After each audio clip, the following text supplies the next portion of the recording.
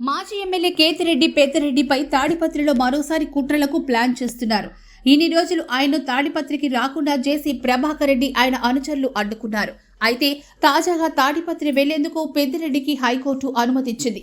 ఈ క్రమంలోనే మాజీ ఎమ్మెల్యే పెద్దారెడ్డికి తగిన భద్రత కల్పించాలని పోలీసులకు హైకోర్టు ఆదేశించింది. ఇదే సమయంలో తాడిపత్రిలో ఎలాంటి అవాంఛనీయ సంఘటనలు జరగకుండా చర్యలు తీసుకోవాలని రాష్ట్ర హోంశాఖ డీజీపీ అనంతపురం ఎస్పీలను కోర్టు ఆదేశించింది. అలాగే పెద్దిరెడ్డి తాడిపత్రికి వెళ్లే క్రమంలో 5 వాహనాలకు మించి వెళ్తే పోలీసుల అనుమతి తీసుకోవాలంటూ సూచించింది.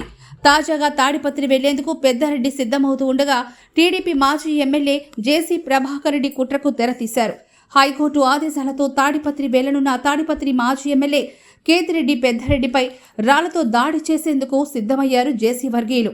పెద్దారెడ్డి ఇంటికి సమీపంలో రాళ్లను సిద్ధం చేశారు. పెద్దారెడ్డిపై రాళ్ల దాడి చేసేందుకు ఇది పెద్ద కుట్రగా తెలుస్తోంది. ఇక్కడ పోలీసులను కూడా లెక్క చేసే పరిస్థితి కూడా కనిపించడం లేదు. మా వాళ్ళకి చెప్తానా, అవతల వాళ్ళకు చెప్తానా, దయచేసి మీరు ఎవరిని పిలుచుకుని నేను వద్దని ఎవరిని పెట్టినా నాకు వద్దు.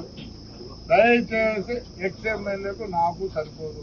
నేనంటే ఆయన సరిపోదు, ఆయన అంటే నాకు సరిపోదు. ఆయన విషయంలో నేను గట్టిగా ఉంటాను. ఎవరో చెప్తాను రేపు సోమవారం మంగళవారం వస్తాడంటే మోటార్ సైకిల్ వస్తాడు. రండి ఎవడో వచ్చేవాడు. నాకు ఎవరు శత్రుత్వం లేదు. పెద్దవాడు ఊరు నా ఊరు. నాకు ప్రతి ఒక్కరు రాజకీయంగా మీరు ఆ ఊరు మీకు సరిపోకుండా ఉంటారు కాబట్టి మీరు దూరం అయినారంతే కానీ నాదే దూరం కాదు. ఇంకోటి చెప్తానా, ఒక 5-6 మంది ఉన్నారు. సూర్యనారాయణ రెడ్డి, గౌడు, గర్వారెడ్డి, రామచంద్రుడు, శేషారెడ్డి. ముందు మీరు డిన్నర్లు పెట్టండి. మీరు 5 మంది మళ్ళీ పిల్లలతో పెట్టిస్తారు. తిప్పేదే వాళ్ళకు డిన్నర్లా. మీకు ఆతులు తింటూ పెట్టండి రా రే. సమాజ్ చేద్దండి. ఊర్లు బాగున్నాయండి. సమాజ్ చేస్తారా? వస్తారంట మోటార్ సైకిల్లో. వాడే తిరిగిపోలేడు, మీరే వస్తారు తిరిగి. రమ్మను. మీ అంత పనికి మాలని పెద్దడుగురు ఎవరు లేరు. ఏం కావట్లేదు. ఎట్లా పెరుగుతారు మీరు పెద్దవాళ్ళు? వాళ్ళు అందుకే వాళ్ళకి అంత ఎట్లా ఉంటాయి. మీరు ఎట్లా అంటే అట్లా చేయొద్దండి. ఉండి వాళ్ళని కాపాడు. ఈయన ఉన్నాడు. ఎవరినిదే మేడమాకలపల్లె హైదరాబాద్కు పోయిన మళ్ళీ వచ్చినాడు. ఎట్లా వస్తాడు? నిన్నేం చేయలే? నీకేం కష్టం కలిగించినాడా లేదా? వాడికి కూడా చెప్తాను. ఇంకా ప్రేమ ఉంది. భద్రం ఆడికాడికి వచ్చినావు. రారలే. హాయిగా ఉండండి. నాకు అందరూ సరిపోతా ఊళ్ళో. నేను ఎవడు వచ్చినా పని చేస్తాను. నేను దూరం చేసుకోదలుచుకోలే, దగ్గర తీసుకోవాలనుకుంటాను. అందరినీ చెప్తారా చూడి. చిత్తమరిగా మన అబ్బాయి కూర్చుంటావా?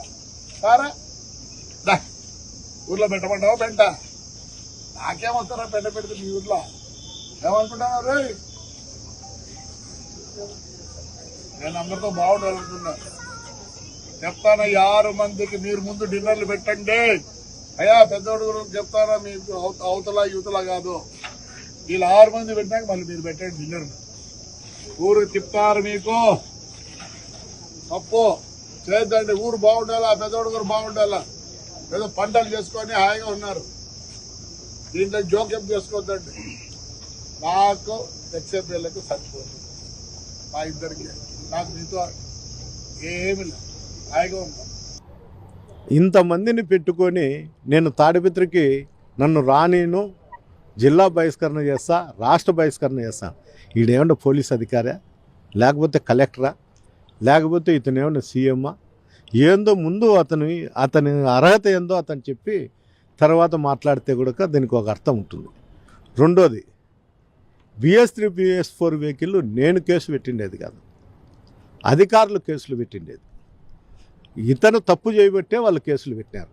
ఈడీ అటాచ్మెంట్ కూడా అయింది. ఇప్పుడు మళ్ళీ వచ్చి నన్ను, నా కొడుకులను, ఆ ఆర్టీఓ సంబంధించినటువంటి ట్రాన్స్పోర్ట్ సంబంధించినటువంటి అధికారులను అతను తిట్టడం జరుగుతుంది.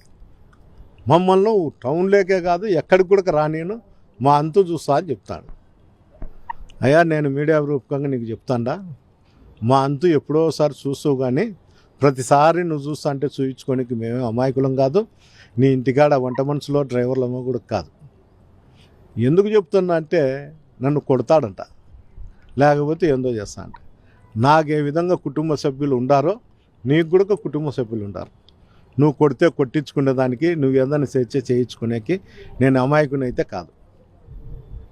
ఇంకోటి కూడా చెప్తాను, తాడిపత్రి ప్రజలకు కానీ వైఎస్ఆర్సీపీ నాయకులకు కార్యకర్తలకు కూడా నా ఊపిరి ఉన్నంత వరకు తాడిపత్రిలోనే ఉంటాను. మీ అందరి కోసమే నేను అక్కడే ఉంటాను. మీ అందరి శ్రేయస్సు కోరి మీకు ఏ కష్టం వచ్చినా కూడా నేను వెంటనే స్పందించుతా. అది ఎంత కష్టమైండేదన్నా కానీ తిరిగి నువ్వు ఇట్లే అరాచకాలు చేస్తా, మా మీద దాడి చేయాలనో, ఇంకోసారి నా వెహికల్ మీద దాడి చేసో, నన్ను ఏందో హతమార్చాలనో, నీకు గతంలో కూడా మా కుటుంబంలో నువ్వు కూడా మా సోదరుని హత్య చేయించినావు. అయినా కూడా వద్దు, ఈ ఫ్యాక్షన్ అనేది ఇది వద్దనుకొని నేను ఇంతవరకు కూడా ఉన్నాను. తిరిగి మళ్ళీ నేను నీతో చంపించుకునేదానికో, నా కుటుంబ సభ్యులు చంపించుకునేదానికో నేను ఊరికే ఉండను. నా కుటుంబ సభ్యులు నేను ఎట్లుంటానో నీకు, నీ కుటుంబం, నీ కుటుంబ సభ్యులు కూడా అట్లే ఉంటారు. ఇవన్నీ జ్ఞానం తెచ్చుకొని తాడిపత్రిని ప్రశాంతంగా పెట్టేదానికి ఆలోచించు. నువ్వు ఆలోచన చేయకోకుండా ప్రతిసారి నీ మీద దాడి చేస్తా, నిన్ను కొడతా అంటే కొడితే కొట్టించుకునేకి, తిడితే తిట్టించుకునేకి నేను అమాయకుని కాదు. తిరిగి అదే పరిస్థితి కూడా నీకు కూడా వర్తించుతుంది. ఓసారి ఆలోచన.